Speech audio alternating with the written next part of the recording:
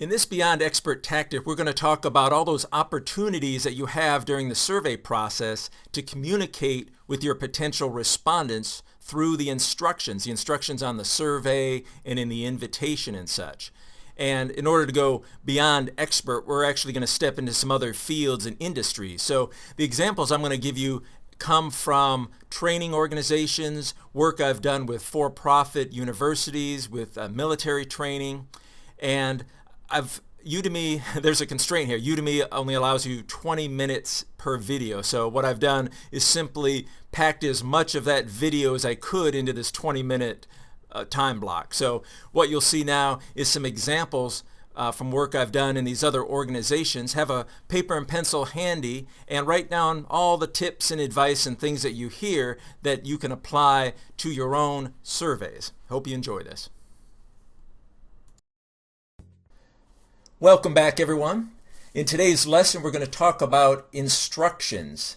And this is often overlooked, as many of the instructions found in email reminders and email invitations and on the confirmation page are boilerplate and are not reviewed and updated term after term. So I'm going to show you some tips that you can use quickly to spruce these up and show you some of the best practices used.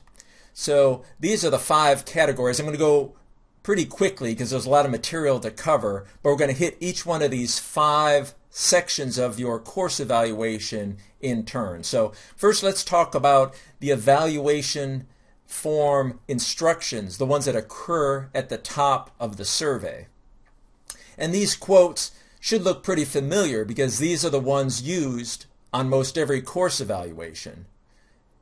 When you talk about purpose and talk about the results being used, these are the boilerplate quotes that are put in there. But let's talk about each one of these components. The first is purpose. So if you go to the first bullet there, I mentioned purpose. Why is this worth their time? The key here is that your instructions need to have some description of purpose. And that first quote that you see, this will help us improve our courses, or this will help us improve our teaching. Well, that's not really a strong purpose, is it? That doesn't really explain to the student why this is important to them.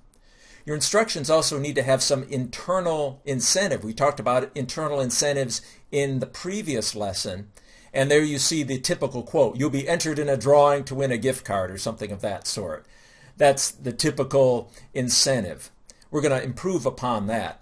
A third point is about the time investment. You need to explain to the person filling out the survey or the course evaluation form that you have an accurate gauge on how much time. But typically the course evaluation says, please take 10 minutes to fill out these questions. It's always these big round numbers, 5 and 10 or 15 minutes, which to the person filling out the survey, they just kind of, gloss over that because they've seen that statement, and they don't really believe that after being told this, on nearly any kind of survey that comes into their inbox.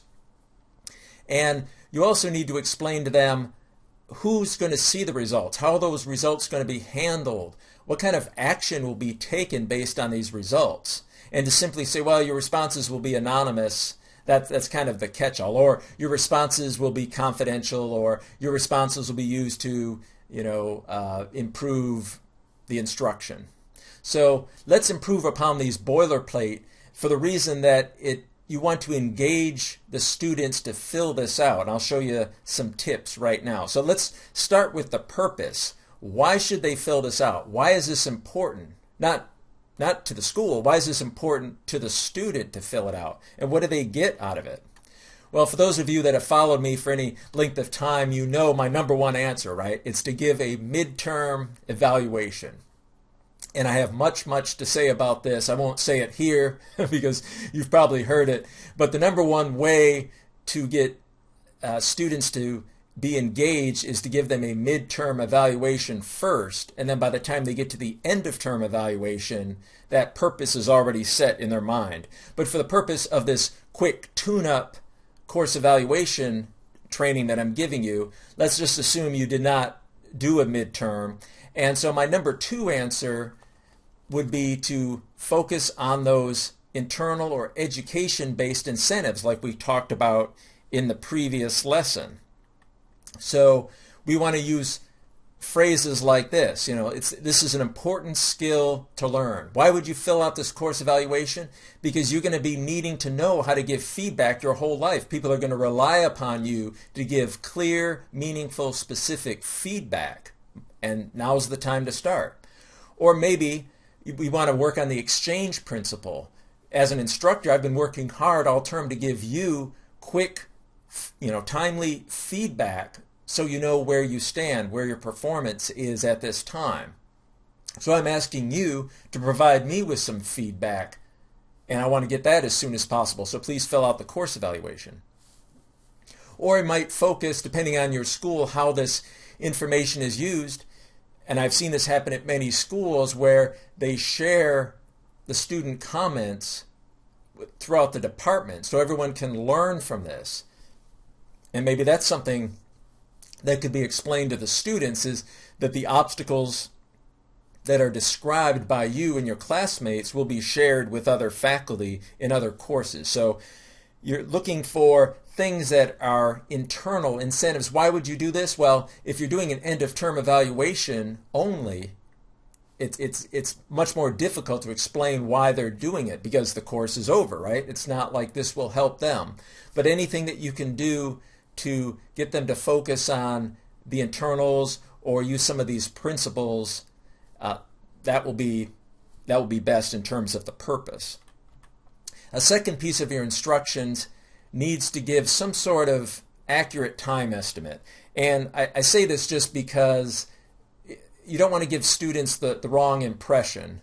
When they say, please take 10 minutes to fill out this evaluation, it just seems so generic. And so what I've always done, and doesn't take long, is I actually take the evaluation. I've created more than 6,000 course evaluations and surveys over the past 20 years, and I have taken, I believe, every one of those. I might have missed a couple, but generally I take every evaluation and actually record how much time it might reasonably take me. And I'll tell you this, it's definitely not 10 minutes and 0 seconds. It's something more or less, but just to give students the idea that you put some time into it is to give a more accurate range. And I call this the jarring instructions. If a student ever read the top of your survey and it said, please take time to fill out this evaluation, it usually takes between 7 minutes and 30 seconds to about 9 minutes and 8 seconds. Okay, well that's a little, that's going to get them to stop for a minute. Now that might not be true, but it gets them to pause for a minute and say, oh, this is something different here, Or they might think, well, wow, they really actually spent some time thinking about these instructions. So I often use a little humor in the instructions or try to get a little more specific in there just to kind of bump them out of the complacency that comes from, having read the same instructions over and over again.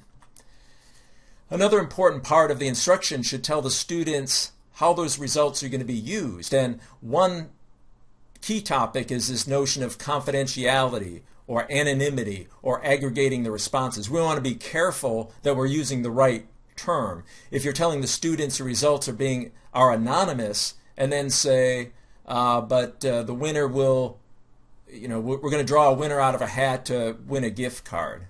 Well, then they're going to think, well, wait a minute, this isn't anonymous, right? Because you know that I filled it out and you know who I am. So often the results are not anonymous, but they're confidential. And so you want to let the students know who will know that their name is associated with this and kind of explain that through. And if we talk about how the results are going to be used, we want to be careful. Are we saying that we're going to be aggregating the results before they're used? So we want to use these terms and use them correctly and let the students know how those results will be used. And here's just a summary. This is just an example, and you can read this through, but this is similar to one I've used with many schools in the past, is to let them know, okay, well, your results are anonymous. We're just going to lump them all together. And who's going to use them? Well, your instructor will. But it's also going to be read by the chair of the instructor's department. And then from that, we're going to figure out what worked well and what didn't work well. So the student's like, now I see. You've given me some purpose of why I'm doing this. You've given me kind of an accurate estimation of how much time it's going to take, and now I can see how it will be used. So moving right along, I said we were going to move fast. We're going to get to the second point, which is the instructions to use in the thank you section. Now, again, this is something that's often overlooked, but for those that know me, you know I talk about course evaluations, I talk about surveys, I talk about feedback being a conversation with people. So when you ask students to fill out a course evaluation, they're telling you something, they're having a conversation of a sorts, they're writing, telling you everything that's going on, and then I like to conclude it. I like to say somewhere the conversation is over. So most folks know this, they'll put like thank you or something at the bottom, but just to reemphasize, you want to put something at the bottom of the survey. Thanks for taking the time to complete this. You might want to add a little humor in here, not like ha-ha belly laugh humor, but just something again that kind of jars them out of what they usually see, and something like this. Hey, see, that didn't take too long, did it? Or you can tell them how those results will be used. If this is what's going on at your college or in your department, if the students are going to see some results, or you're somehow going to close the loop and give them something in exchange for their time, then you'll also want to do that at this point at the end of the survey. So that's some ideas for just this little clip, the thank you that we usually put at the bottom of the survey or on the confirmation page. All right, the fourth bit of instructions to rethink is on the email invitations. And again, if you're doing an online course evaluation, doing it through tablets or through smartphones, we typically send an email. In the national survey, I think it was 93%, 92% of schools used email to remind or prompt students to attend to the course evaluation. You don't want to say, dear students. Would you fill out would you even bother reading a note that said, dear person, dear instructor, dear alumni? It's just too impersonal. And if it's pretty easy to merge in students' names. You could say, I like hi Jake, hi Tanya, if you can, or something, or just something that doesn't say dear students. There's something a little you don't want people to gloss over what you're writing. And what I do when I read email invitations that schools have written for me to work on, my first criteria is, well, would I do anything with this? If somebody sent this to me, would my eyes glaze over? Would I act on it? And many times the answer is no. It's so template and boilerplate. There's nothing to capture my attention. There's no humor. There's nothing different here than what I see over and over again. So I tell schools to always take just some time and look at your email instructions. Is there anything that would engage students, anything that would catch their eye? It could just be in the formatting, it could be in the content, just something to make it look a little bit different. I know it's a little thing, but it is worthwhile. It is worthwhile taking a few minutes to personalize it and to draw some attention to it. I should also mention that all the points that we've already discussed about purpose and timing, how results use internal incentive, all those components should also be in the email invitation. So when you're sending the invite to students, hey, the course evaluation's open today and we're doing them for this reason, and it should take you about 7 minutes to fill it out, and we're going to take the results and share them with so-and-so. So all the things that I just mentioned earlier that are the instructions on the top of the survey could be expanded upon or just said in brief within the email invitation. That's a key piece as well. And finally, with the email reminders, and the typical, I don't know if there is a typical, but when I'd work with schools, we had a typical sequence that we did that worked very well for increasing response rate. and it looked like this. We would give the email invitation on day 1, and then they would get a first reminder, right? You wait 3 days or so, and we would send the reminder. Well, in our sequence, the first reminder was identical to the original invite. It was the same note, kind of the notion of, oh, you might have missed this. So we don't say, hey, how come you didn't fill this out? We just send it again. If they missed it, then it looks like the first request. If it's the second time they've seen this, then they get the idea that they're being reminded. When we send a second reminder a couple of days later, we would stress the importance of it, the purpose, and some of these internal incentives within the email reminder note. When we sent the third reminder a few days later, we would then stress the deadline. So in the second and third reminder, we're not repeating the whole message. We're just taking the focus. In the third reminder, the focus is on urgency.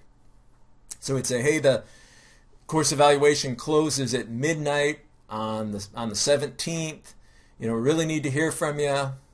And we would stress just kind of the urgency. Whereas in the second email, we would stress how important it is that they fill this out. And then optionally, we would send a fourth reminder on the day it closed, sometime in the morning. And it would simply say, the evaluation period ends at midnight. We need to hear from you by midnight Eastern Standard Time. And that was all. That was to the fourth reminder. But we used a particular sequence, and I call these rules just because, I don't know, for whatever reason, they seem to be so consistent over time. It's the same rules that I've used since about 2001. And they just seem to occur over and over. And there's 2 rules. The first I call the 72-hour rule. And that is if you send the email invitation out on Monday, then you're going to get that huge bump, right? You get this big blast of student data coming in who respond to it. On day 2, you get half as much or less. On day 3, you just get this trickle of people. By day 4, nobody. And so we have the 72-hour rule that if a student has not responded within 72 hours, then they get the first reminder. We don't do it earlier, and we don't do it later. There's just something about your email is kind of lost in the shuffle. It's gone from their inbox in about 72 hours. And then we do that each time. The second reminder would be 72 hours later. The third reminder, 72 hours later. That's how the sequence sets up, and that has worked very well. The 50% rule, again, I don't know why this works, but it just seems to work this way, is that whatever number of responses you get from the original invite, from the rest of the reminders all added together, will equal 50% of the return rate from the invite. So stating this another way, if you send out your email invitation to do the course evaluation and 100 students fill it out within 72 hours, then it doesn't matter how many reminders we send. We could send 1 more reminder or 5 more reminders. We seem to never get more than 50 additional students, 50% of the 100 that we got from the first invite. So I don't know why that works, but we can always make a great estimate of how many people. If a client school asks me after day 3, well, how many responses are we going to get? And I look at it, and it's 40% of the students have filled it out. I can say, well, you're going to get about 60%, and it's hard to bump it. The only way to bump it above 60 is to use some of those high-powered incentives that I mentioned in the previous lesson. Getting grades, letting students view their grades early, and some of those high-powered ones. But just sending out reminders without any additional incentives seems to follow the 50% rule pretty closely.